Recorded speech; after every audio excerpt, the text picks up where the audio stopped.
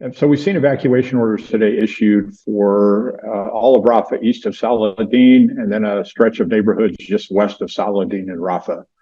The total population impacted by the evacuation orders is approximately 100,000 people. Our concern, of course, is the 1.4 million people that are in Rafah, many of whom have been displaced multiple times, and almost half of which are children. If innocent civilians are not given the opportunity to move before an operation would start in Rafah, the results would be catastrophic for the 1.4 million people, almost half of whom are children. UNRWA, as well as the rest of the United Nations and the international humanitarian community, will not evacuate from Gaza. We're here to provide aid and a response to the people who are innocent civilians and who are caught in this horrible conflict.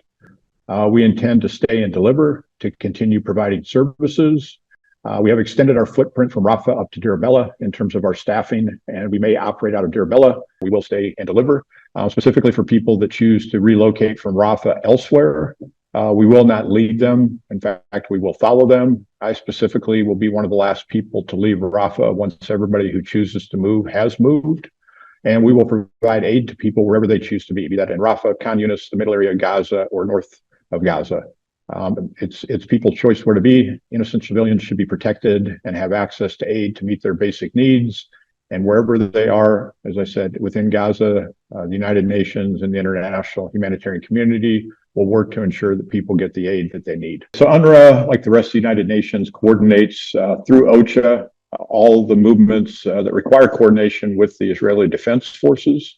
The risks that UNRWA has are the same as the risks for the rest of the United Nations, as well as the international humanitarian community. Most of it for us is being in the wrong place at the wrong time. I think that we have a very good relationship with the IDF, certainly on a lower level with coordination. I think they've acted professionally. We have had some challenges that we all try to work through. We do have problems where sometimes when we're waiting to cross checkpoints, the length of time that we have to wait is a bit excessive. And it's also the lost opportunity of what we could be doing if we're not sitting at a checkpoint. One thing that's most critical concern is fuel. All our fuel currently comes in through Rafah from Egypt into Gaza, where it's delivered. Everything that we do in Gaza revolves around fuel. Healthcare, food aid delivery. The most important thing is that we continue to get fuel in on a daily basis so our operation can continue to function and we can continue to provide aid to the 2.2 million people who reside here in Gaza.